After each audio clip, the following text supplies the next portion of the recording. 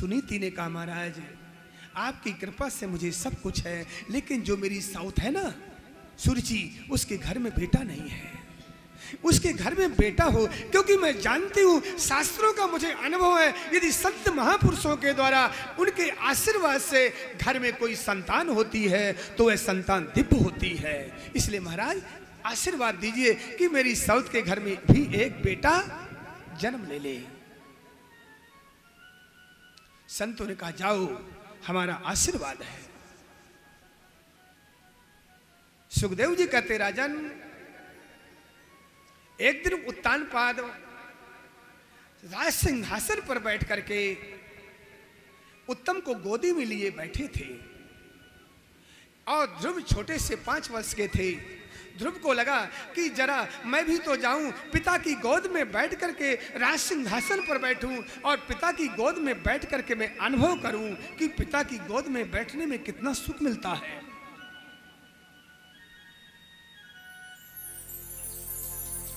जैसे ही ध्रुव जी पिता की गोद में बैठने के लिए गए, सुरुचि ने हाथ पकड़ लिया। ध्रुव, गोद में तुम पिता की नहीं बैठ सकते हो। ध्रुव बोले क्यों नहीं बैठ सकता हूं? क्योंकि जिस प्रकार उत्तम मेरे पिता का बेटा है, उसी प्रकार मैं भी तो उत्तानपाद इन पिता का बेटा हूं, तो मैं भी तो अधिकारी हूं। सुरुचि ने कहा नहीं ध्रुव, यदि तेरे को पिता की गोद में बैठना है ना, तो जितना तू उत्तानपाद का पुत्र है उससे कहीं ज्यादा जरूरी मेरा पुत्र होना है। तो माताजी क्या करना पड़ेगा मुझे पिता की गोद में बैठने के लिए? सुरुचि बोल पड़ी कि तपसा आराध्य पुरुषम तस्सैव अनुग्रहेण में गर्भे तुम साधयात्मानं यदि इच्छसि नृपासनम। ध्रुव, तुझे गोद में बैठना है ना? हाँ माताजी। तो जा, वन को जा, वहां श्रीमन नारायण की उपासना करना, तप करना। और उस उपासना से, तेरी तपस्या से परमात्मा तुझ पर प्रसन्न हो और तुझे वरदान मांगने के लिए कहे, तो तू उनसे केवल एक ही वरदान मांगना कि हे भगवान, यदि मेरी तपस्या से प्रसन्न है तो मेरा जन्म मां सुरुचि के गर्भ से हो और सुरुचि के गर्भ से मैं जन्म लूं। सुखदेव जी कहते राजन, वहां पर सुरुचि ने केवल ध्रुव का अपमान नहीं किया, उसने मेरे प्रभु का भी अपमान किया है, क्योंकि वह अपने गर्भ से बड़ा, प्रभु से बड़ा अपना गर्भ मान रही है।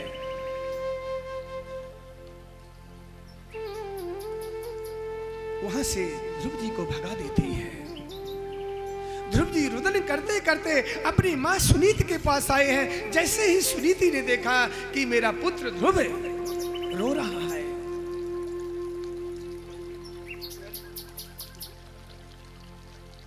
तुरंत गोद में बैठा लेती है सुनीति।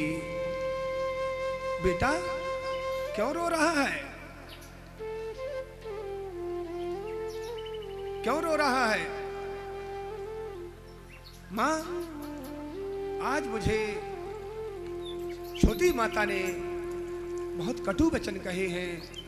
उसने मुझे पिता की गोद में बैठने नहीं दिया और उसने कहा कि यदि तुझे पिता की गोद में बैठना है तो तू जा, भगवान की आराधना कर और भगवान तेरी आराधना से प्रसन्न हो जाएंगे। तो उनसे तू केवल एक ही वरदान मांगना कि मुझे सुरुचि के गर्भ से जन्म लेना है।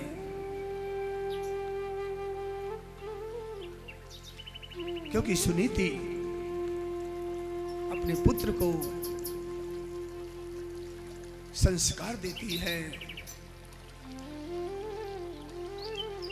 सुनीति जानती है कि यदि मैं बेटा को, जिस प्रकार सुरुचि ने अपमानित शब्द कहे हैं, यदि वही दोबारा मैं अपने ध्रुव के सामने कहूंगी तो अच्छी बात नहीं है। तब सुनीति ने कहा, बेटा ध्रुव, तेरी छोटी माते ठीक ही तो कहा है। जिस परमात्मा के भजन करने के लिए ये भगवान ने हमको मानो दे दिया है, उसी का तो भजन कराने के लिए तुझको माँ ने बोली है, कोई गलत थोड़ी बोली है। इसलिए बेटा ध्रुव, जो तेरी माँ ने कहा है वह बात तो मुझे बहुत पहले कह देनी चाहिए। इसलिए बेटा कल नहीं तो मैं तो कहती हूँ आज ही जा और उस परब्रह्म परमात्मा श्रीमन नारायण का तू भजन कर, उसका ध्यान कर, जिसकी कृपा से सारा विश्व चलता है। ध्रुव ने कहा माँ, लेकिन मैं प्रभु को पहचानूंगा कैसे?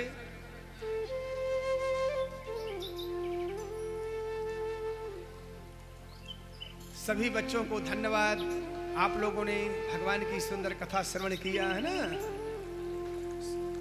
इस प्रकार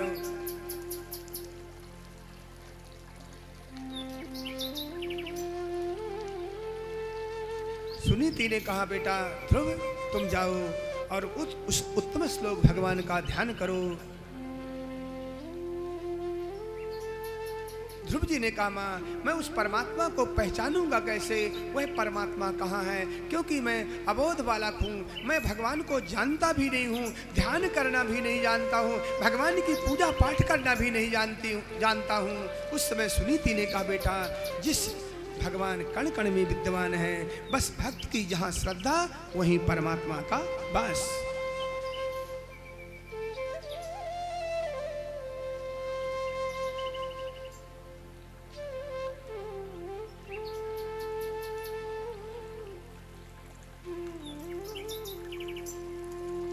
इस प्रकार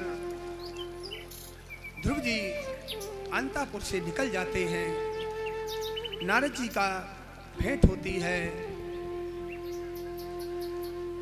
नारद जी की जब भेंट होती है, नारद जी ने जब नारद जी और ध्रुव का समागम हुआ, ध्रुव जी ने नारद जी को देखा, क्योंकि नारद जी संस्कारी तो थे ही। ध्रुव जी नारद जी को साष्टांग प्रणाम करते हैं।